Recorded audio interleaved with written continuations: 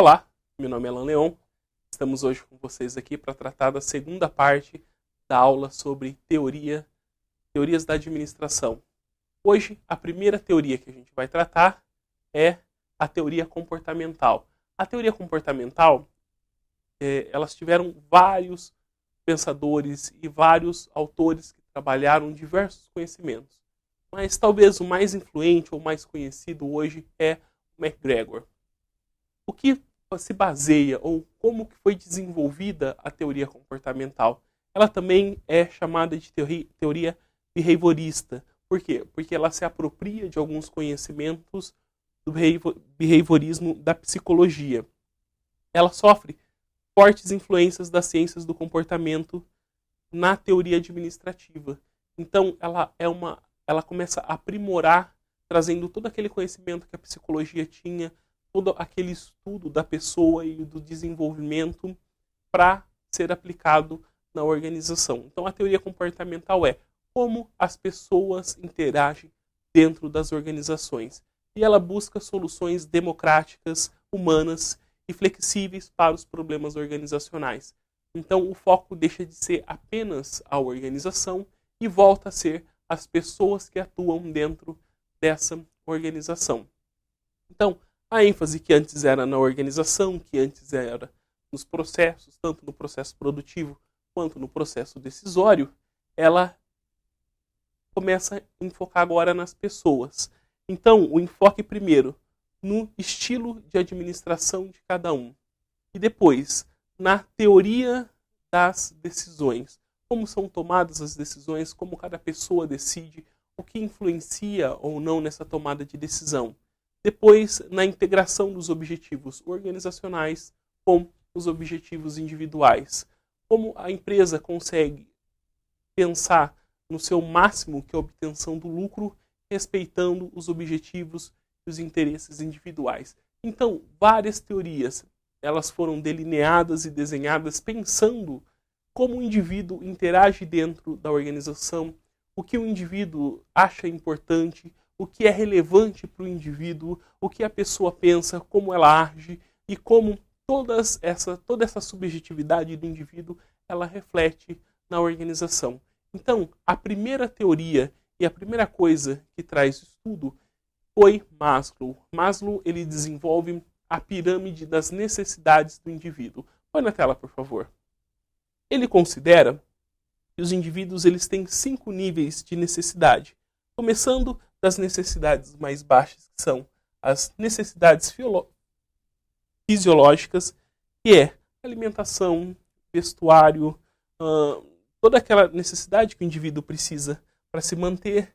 Depois, a necessidade de segurança, é o indivíduo se mantendo seguro dentro de uma organização ou dentro de uma instituição.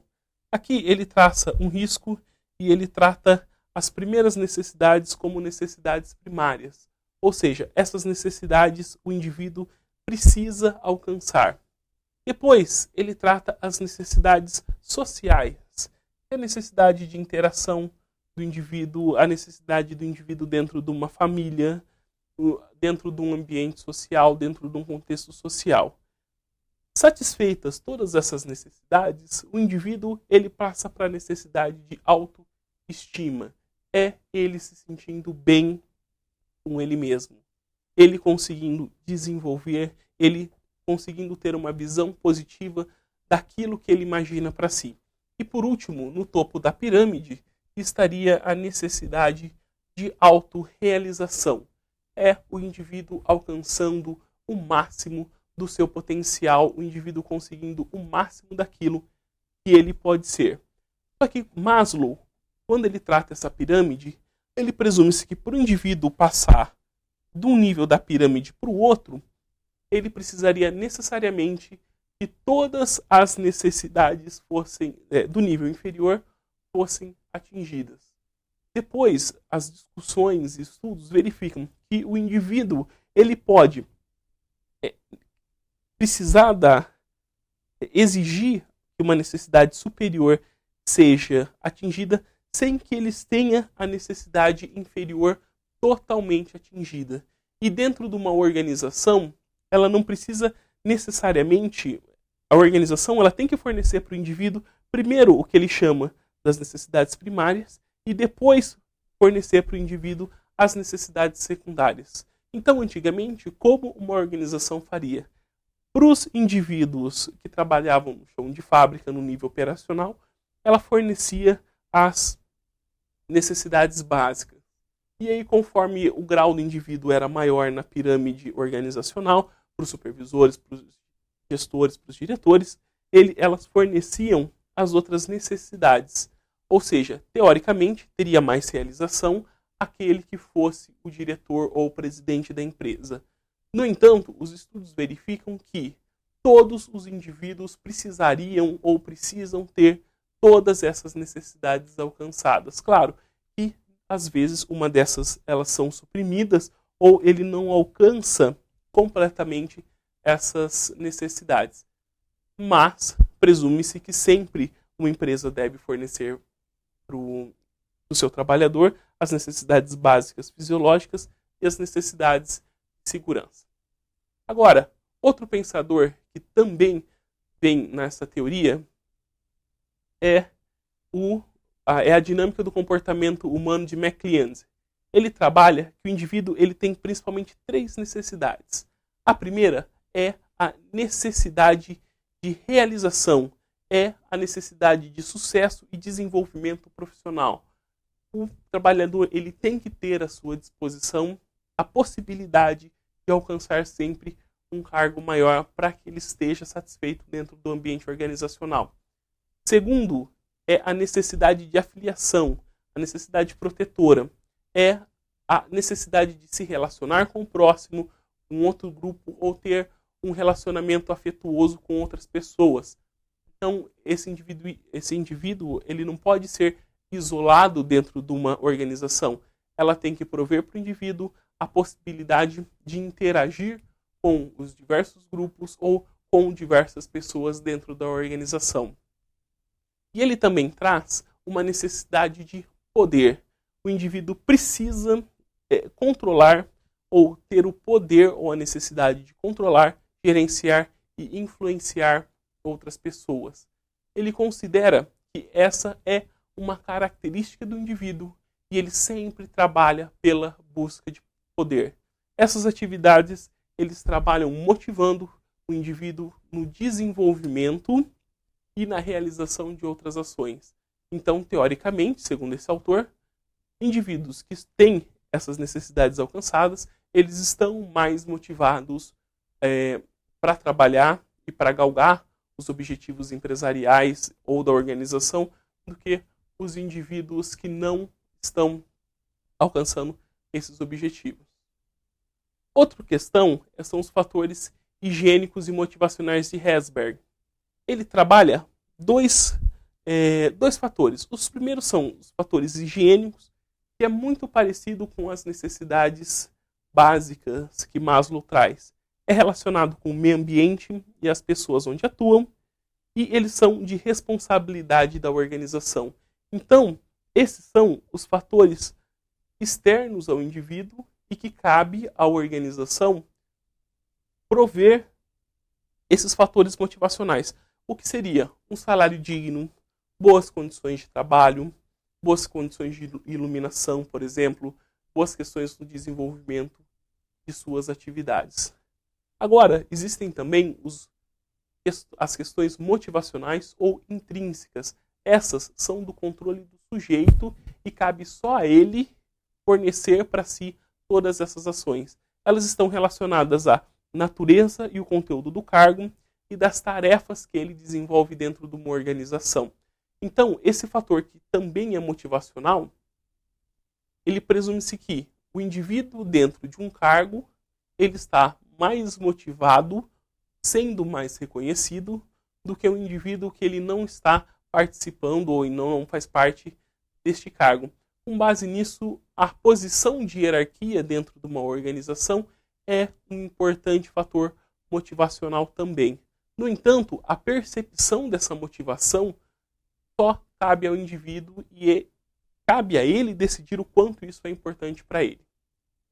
Agora, a teoria de McGregor, ele divide os indivíduos em teoria X e teoria Y.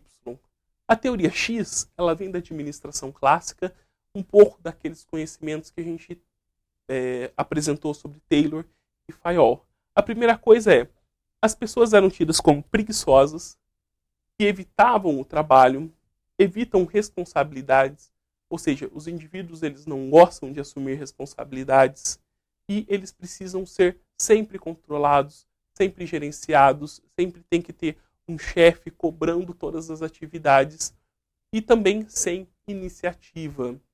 Então, para que um funcionário, uma pessoa da teoria X, ele pudesse executar uma tarefa corretamente, tem que ter sempre alguém por trás colaborando e cobrando todo o bom andamento dessa tarefa. Só que McGregor ele apresenta também uma teoria Y, ou seja, qual é o contraponto dessa teoria X? O que a teoria comportamental ela agrega nessa forma de conhecimento? A primeira coisa é que os funcionários eles são esforçados, ou as pessoas são esforçadas e gostam de ter o que fazer. É natural do indivíduo querer fazer algo. Não que o indivíduo ele não é só preguiçoso, ele precisa fazer algo. Segundo McGregor, ele precisa fazer algo para se sentir bem, para se sentir realizado. Então, o fazer e o executar tarefa é uma característica intrínseca ao indivíduo. E o trabalho, ele torna uma atividade natural. O trabalho, ele não é só a remuneração do funcionário pela atividade prestada ou pelo serviço realizado. O trabalho, ele é uma atividade que faz parte do ser humano enquanto pessoa.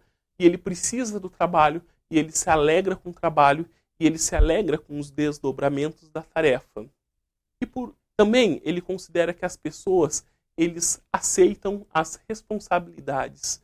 Então, diferente da teoria que o funcionário tem que ser mandado ou não assume uma responsabilidade quando lhe é cobrado, segundo McGregor, ele aceita a responsabilidade de bom grado e tem a competência necessária para desenvolver todos os desdobramentos dessa responsabilidade. Então, quando ele aceita essa responsabilidade, ele tem a competência de delegar, ele tem a competência do desenvolvimento de pessoas, ele tem a competência do bom trato e que todas essas atividades, elas são sempre intrínsecas ao indivíduo. O indivíduo ele faz isso naturalmente, ele faz isso de uma maneira feliz. O indivíduo ele pode desenvolver essas atividades, ele não é só aquele indivíduo preguiçoso que antes era visto pela administração clássica. A outra teoria é a teoria da expectância de Bloom. Ele analisa relações entre variáveis no estado dinâmico e a forma com que o indivíduo atinge. Mais ou menos assim, ele trabalha com dois conceitos. O primeiro conceito é a valência, que são as preferências que estimulam a pessoa a ter uma certa ação para o resultado. Ou seja, o que leva o indivíduo a fazer alguma determinada coisa. É um pouco como se fosse a essência da motivação. Por que o indivíduo ele prefere desenvolver uma ação daquela forma e outro indivíduo prefere desenvolver uma ação de uma outra forma? Essa preferência ela entra num conceito e num contexto de valência. O segundo conceito é a expectância, que é a crença momentânea quanto à possibilidade de uma determinada ação ser ou não ser realizada ou produzir ou não produzir um determinado resultado.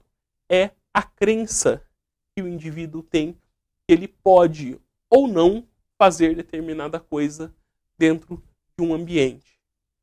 E a relação da valência, que são todos os estímulos e as preferências que estimulam esse resultado, em relação da expectância, que é a possibilidade dele, o fato dele acreditar que ele pode ou não fazer alguma coisa, nessa correlação ou nessa função se dão todas as relações do indivíduo de fazer todas as coisas bem feitas ou não.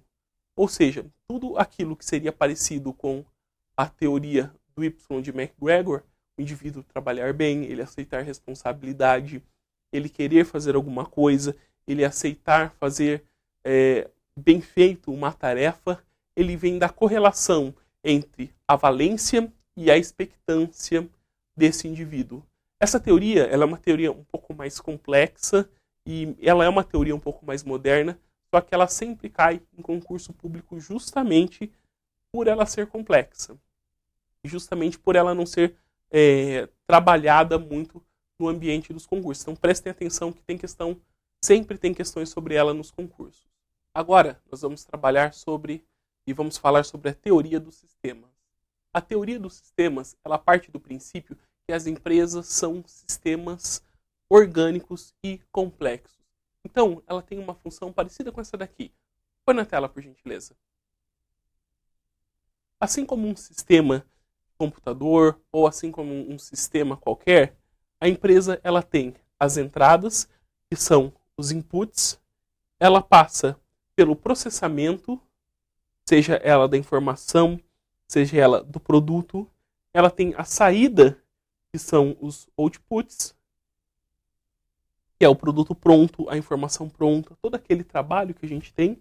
Essa informação, ela gera um feedback, ou seja, a qualidade de tudo aqui que aconteceu aqui na saída, ela tem que gerar um feedback de informação e que volta depois para a empresa. Esse feedback, ele pode ser tanto uma informação, ele pode ser recurso, ele pode ser qualquer coisa que a empresa precise para refazer esse ciclo novamente aqui. Então, sempre quando a gente analisa as empresas num contexto macro, às vezes o input, ou seja, aquilo que a empresa utilizou como entrada, foi a saída de uma outra empresa. Por isso que a gente chama de sistemas. São as correlações entre todos os órgãos e todas as organizações dentro de um determinado sistema. E se a gente fechasse tudo isso daqui, seria um ambiente que a empresa estaria inserido. Tanto a gente pode considerar um macroambiente quanto um microambiente. De uma forma mais detalhada, a gente tem aqui o ambiente onde a empresa está, as entradas, que pode ser uma informação, pode ser energia, pode ser recursos materiais. A gente tem aqui o processo de transformação do produto ou o processamento desse produto. Como saída, a gente tem a informação, energia, recursos materiais que vai para o ambiente. E aqui é o feedback ou a retroação desse sistema. Então, às vezes uma empresa ela entra com um recurso material, ela faz a transformação e transforma outro recurso material. Do mesmo jeito que a empresa ela pode ter como entrada energia, ela faz a transformação com outros recursos materiais e solta um recurso. Isso pode ser, por exemplo, numa empresa de serviço, a gente tem serviços anteriores, que são informações que a empresa recebe, ela transforma essa informação e devolve outro tipo de informação para o sistema. Isso, por que eles consideram um sistema? E ele, primeira coisa, ele é sempre cíclico.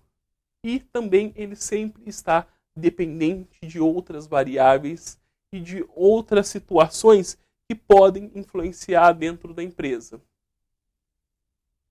Quando a gente pensa nas organizações como um sistema, a gente sempre divide em dois subsistemas. Primeiro, o subsistema técnico são as instalações físicas, as máquinas, equipamentos, a tecnologia envolvida, os objetivos da empresa a nível organizacional e a divisão do trabalho.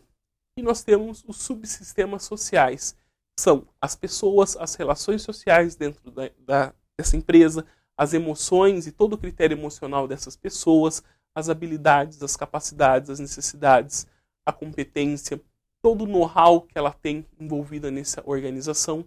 E todos esses dois subsistemas, eles trabalham sempre em prol de conseguir o objetivo da organização, que é a produção e o fornecimento daquele produto de saída ou o output da organização. Essa é uma teoria complexa, ela pode se dividir em diversas teorias que vocês, na sua casa, vocês podem estudar melhor.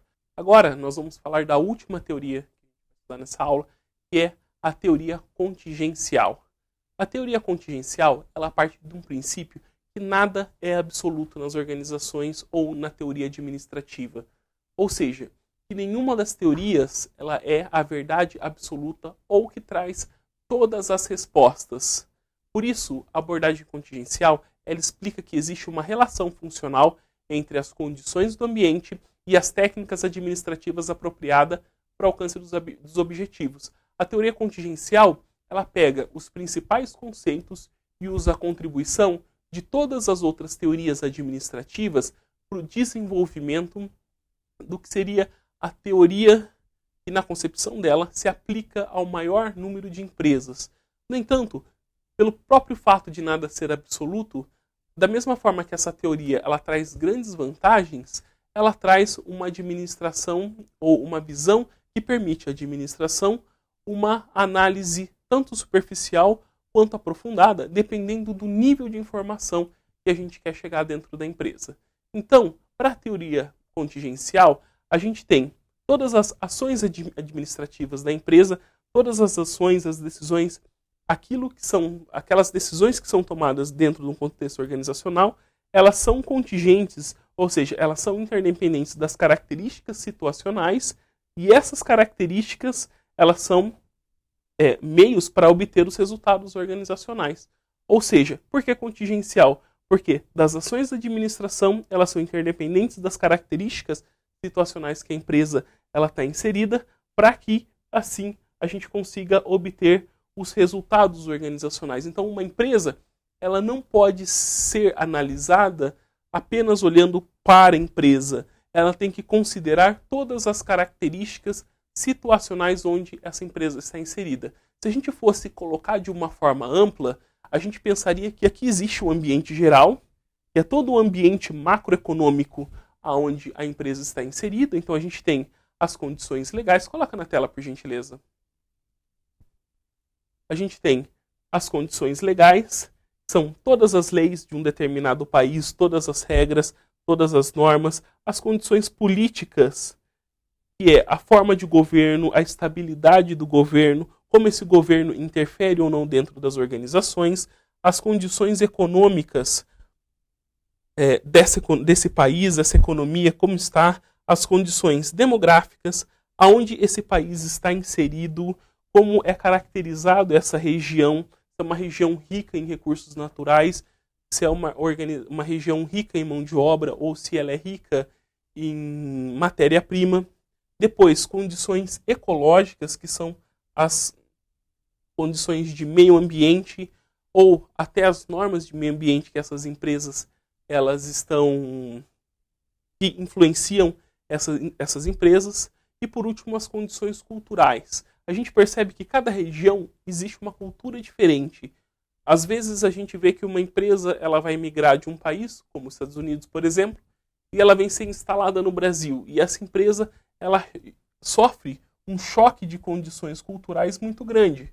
Por quê? Porque mesmo que a empresa ela tenha uma política muito clara e objetivos muito claros, esse choque de cultura causa influências na sua administração. E todas essas questões, elas influenciam na empresa. E a administração, que é a teoria contingencial, ela chama de ambiente de tarefa. Só no ambiente de tarefa, que é esse círculo menor aqui, é onde a empresa ela tem a capacidade de atuação e influência de uma forma direta ou indireta. Que são as leis, as entidades que regulam a atividade dessa empresa, os seus clientes e todo o mercado onde ela está inserido e os seus concorrentes. Nisso, mesmo que a empresa ela não tenha uma atuação direta, ela pode tomar ações para minimizar o impacto disso dentro da sua empresa. Então, ela pode tomar ações para minimizar o impacto dos seus concorrentes dentro da empresa, ela pode tomar ações de promoção para os seus clientes, otimizando suas vendas, ela pode tomar ações que a empresa obedeça todas as normas das entidades reguladoras e das leis.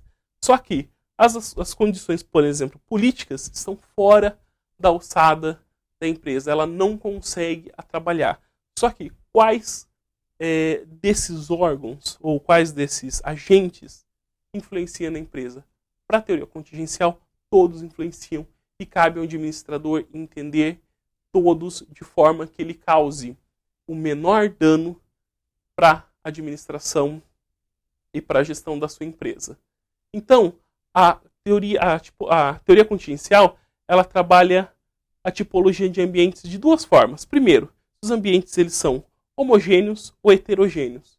Homogêneos, se as condições de mercados elas são muito parecidas entre si. Heterogêneo, se a variação de mercado é muito grande, a variação de concorrente é muito grande, as questões de mercado elas oscilam muito rápido. Segunda coisa, se os ambientes elas são estáveis ou instáveis. Se a gente pensar, por exemplo, uma empresa que pretende se instalar nos Estados Unidos, onde a economia é estável, o governo é estável, a decisão da empresa ela tem que ser de uma forma. Agora, se a empresa ela quer se instalar no Zâmbia ou em algum país da África onde o processo de governo ele é muito difícil ou existem conflitos externos, aí ele se torna num ambiente externo, num ambiente muito instável.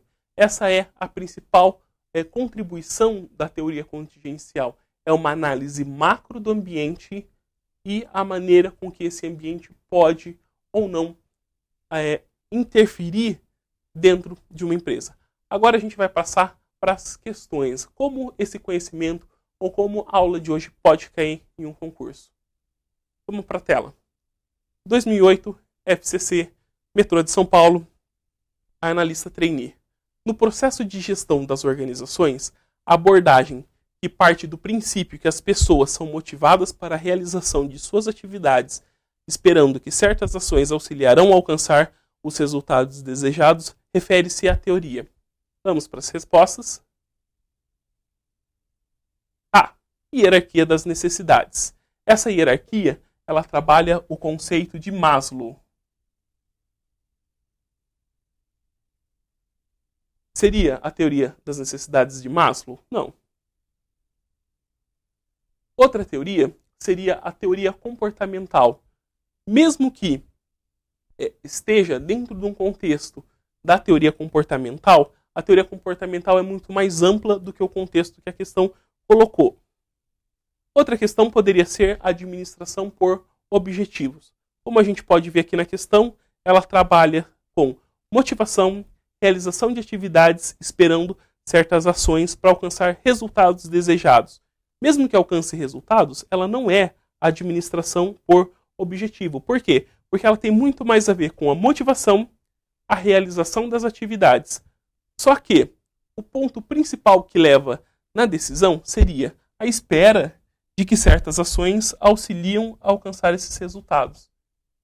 Isso daqui é o que diferenciaria o que a gente poderia considerar da percepção da teoria Y de MacGregor com a resposta correta, que é a teoria da expectância. Nessa questão, a resposta certa seria a letra C. Esse é o término da nossa aula. Nós já estudamos agora todas as teorias de administração. Boa sorte para vocês, bons estudos e até a próxima aula.